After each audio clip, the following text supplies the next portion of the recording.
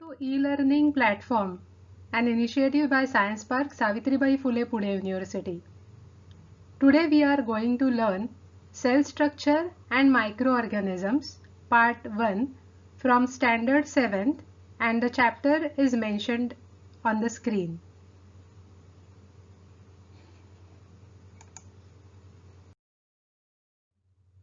Today's subtopics are organization in living organisms, सजीवांतील संघटन, discovery of sale म्हणजे पेशीचा शोध, measurement and observation of cells पेशींचे मोजमाप आणि निरीक्षण, and slide preparation of animal cell प्राणी पेशीची काचपट्टी तयार करणे. Now we will see organisation in living organisms म्हणजे सजीवांतील संघटन. What do you think you all are made up of? What are we human beings are made up of? आपण कशाचे बनलो आहोत? मनुष्य प्राणी हा कशाचा बनला आहे?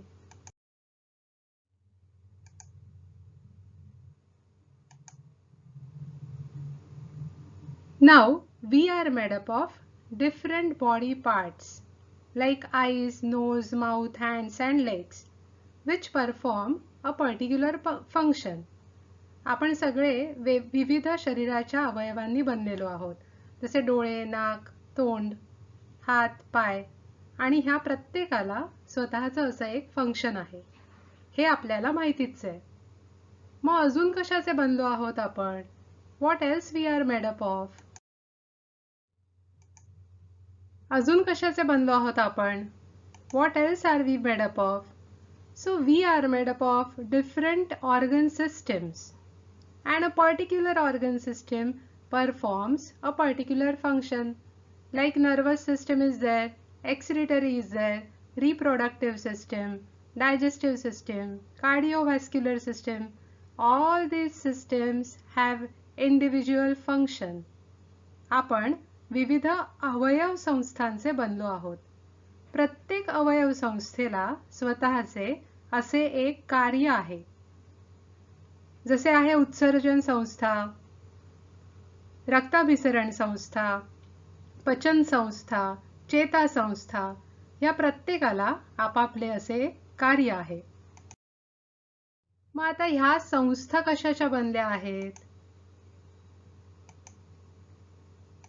तर ह्या संस्था विविध अवयवांच्या बनलेल्या आहेत. सो अवयव संस्था ही अवयवांची बनलेली आहे. So, these all organ systems are made up of various organs. Now, each organ is made up of a particular type of tissue performing same function. प्रत्येक अवयव हा एका विशिष्ट पद्धतीच्या ऊतीने बनलेला आहे आणि त्या सगळ्या ऊती एकच कार्य करतात. पण मग आता ह्या ऊती कशाच्या बनल्या आहेत? What all these tissues are made up of? Can you guess? So organs are made up of tissues, and tissues are made up of group of cells performing the same function. ह्या सर्व ऊती ह्या काही पेशींच्या बनलेल्या आहेत, ज्या ग्रुपमध्ये असतात आणि एक समान कार्य करतात. सो अवयव आहेत ऊतींनी बनलेले आणि ऊती आहेत एकाच प्रकारच्या पेशींनी बनलेल्या, ज्या की एकसारखं कार्य करतात.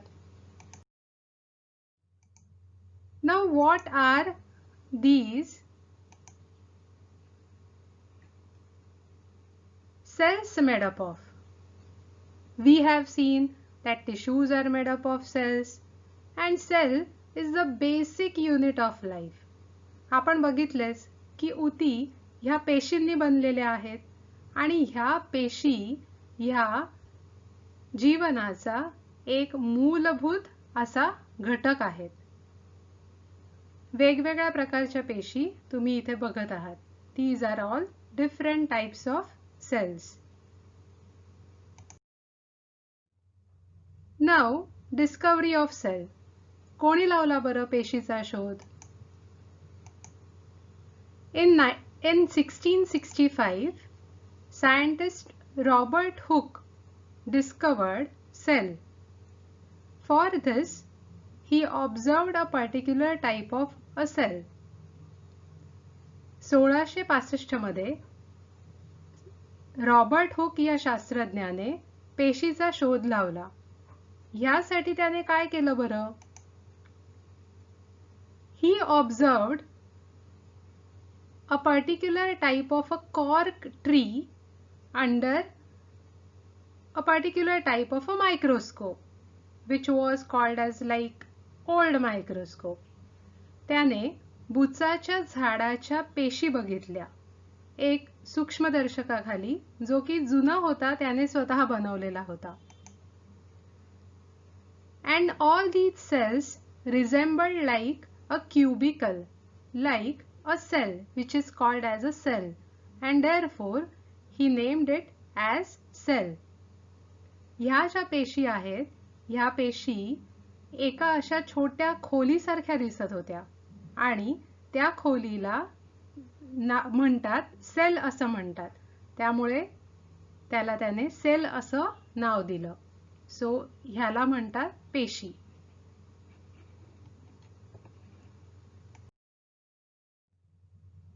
Now, few other scientists also contributed in the discovery of cell. पेशीच्या शोधामध्ये अजून काही शास्त्रज्ञांनी त्यांचेही सिद्धांत मांडले आहेत. In 1838, two scientists, Schleiden and Theodore, they formulated a theory about a cell structure. So they stated that all living organisms are made up of cells, and cell is fundamental component of living organisms.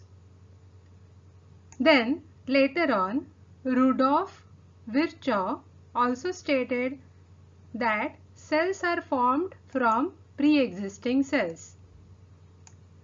1838 मध्ये दोन वैज्ञानिकांनी श्लायडेन आणि Theodore शोआन यांनी असं म्हटलं की सगळे सजीव प्राणी हे पेशींचे बनलेले आहेत आणि पेशी हा एक मूलभूत घटक आहे.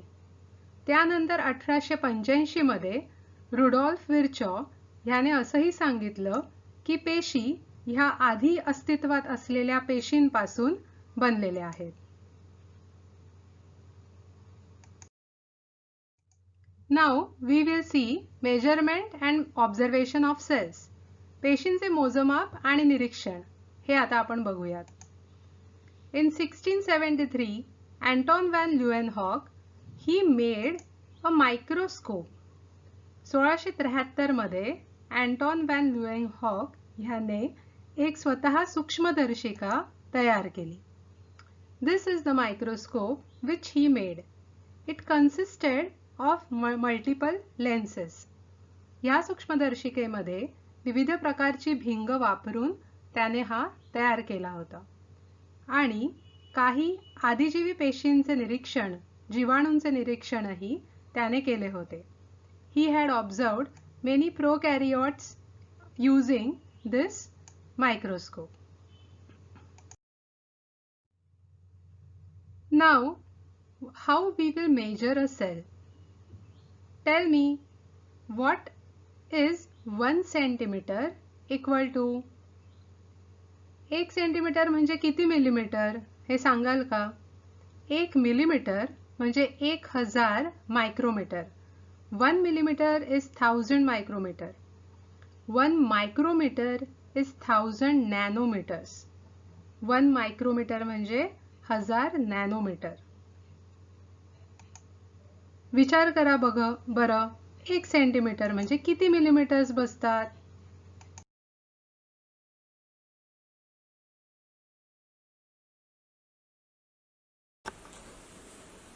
चला आता आपण प्राणी पेशीची काचपट्टी तयार करणार आहोत. Now we are going to make slide of animal cell. I will first go through the requirements. या एक्सपेरिमेंटसाठी काय लागणार आहे ते आपण बघून घेऊयात. मायक्रोस्कोप सूक्ष्मदर्शिका, पाण्याने भरलेला छोटा बीकर आणि त्याच्यामध्ये ड्रॉपर, एक वॉच ग्लास आणि त्याच्यामध्ये मिथिलिन ब्ल्यू नावाचं स्टेन, कवर स्लिप्स, स्लाइड म्हणजे काचपट्टी, अजून एक dropper, needle and earbud. Okay, this is the normal earbud and tissue paper. आता आपल्याला आपल्या गालाच्या आतल्या साईडचं जे लायनिंग असतं ते ह्या इयरबडवरती घ्यायचं आहे. इयरबड व्यवस्थित ठेवायचं आहे, क्लीन ठेवायचं आहे. It shouldn't be touched on the top. Okay, this has to be inserted inside in the inner lining of the cheek. So we are going to take cheek cells. So I will start.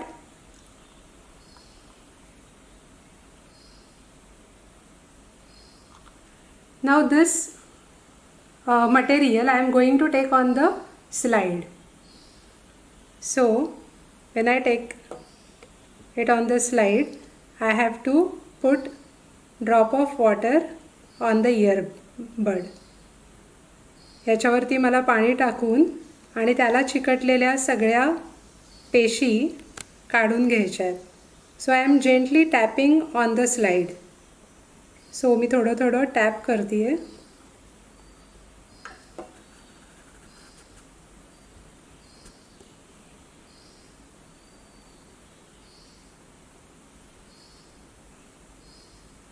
Now this is transparent, so you are not able to see anything on this.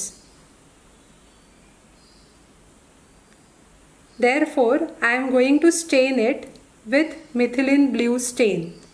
जसं तुम्ही बघताय की हे transparent आहे, ह्याला स्वतःचा काही रंग नाही आहे आणि म्हणून मी ह्याच्यावरती मिथिलिन ब्ल्यू नावाचा निळ्या रंगाचा जो स्टेन आहे तो स्टेन टाकणार आहे.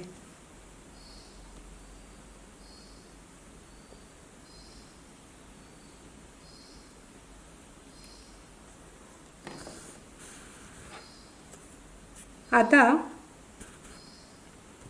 या स्टेनला मी फक्त मिक्स करणार आहे.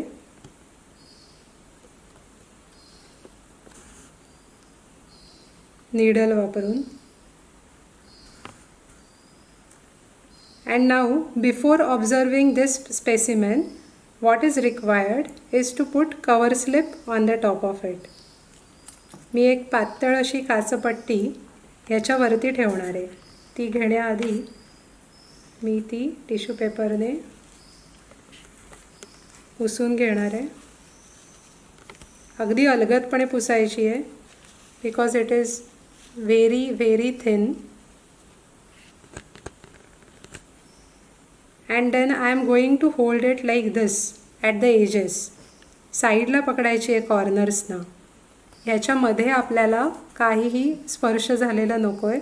सो अशी पकडायची नाही आहे, नेहमी अशीच पकडायची आहे. Now I am going to hold it in this hand and take needle on right hand.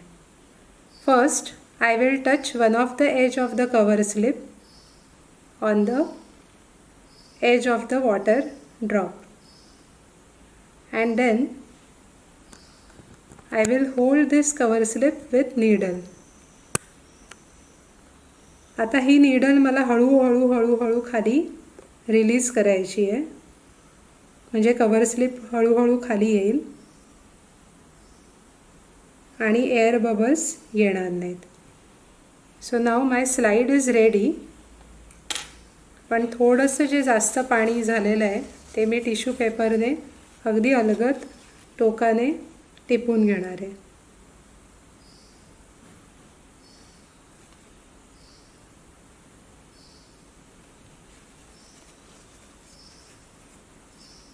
Now this slide is ready. We are going to watch it under microscope. आता आपल्याला ही सूक्ष्मदर्शिकेखाली बघायची आहे. This observation of cheek cell under microscope. So on the left hand side there is a cell right in the center which has been stained using methylene blue. The dark blue color right in the center is the nucleus. Now on the right hand side there are many such cheek cells. हे आहे सूक्ष्मदर्शिकेखालून बघितलेली गालाच्या आतील बाजूची पेशी, ज्याची आपण काचपट्टी तयार केलेली. मिथिलिन ब्ल्यू नावाच्या रंजकाने आपण ह्याला स्टेन केलेले, ज्यामुळे ही ब्ल्यू कलरची आहे, निळ्या रंगाची आहे. लेफ्ट साईडला जो फोटो आहे त्याच्यामध्ये एक सेंटरला तुम्हाला पेशी दिसत आहे आणि अगदी गडद निळ्या रंगाचा जो ठिपका दिसतोय ते आहे पेशीचं केंद्रक. तसंच उजव्या साईडच्या फोटोमध्ये तशा बऱ्याच गालाच्या आतील पेशी तुम्हाला दिसत आहेत. सगळे गडद निळ्या कलरचे जे ठिपके आहेत ते ठिपके आहेत केंद्रक. Now these cells are irregular, like you can see, okay, because they have been folded on each other. Let us go through today's summary. First we studied organization in living organisms. आज आपण काय काय केलं तर सजीवांतील संघटन बघितले, discovery of cell, पेशीचा शोध, measurement and observation of cells, पेशीचं मोजमाप आणि निरीक्षण केले, and then we observed slide of animal cell. So नंतर आपण प्राणी पेशीची काचपट्टी तयार केली.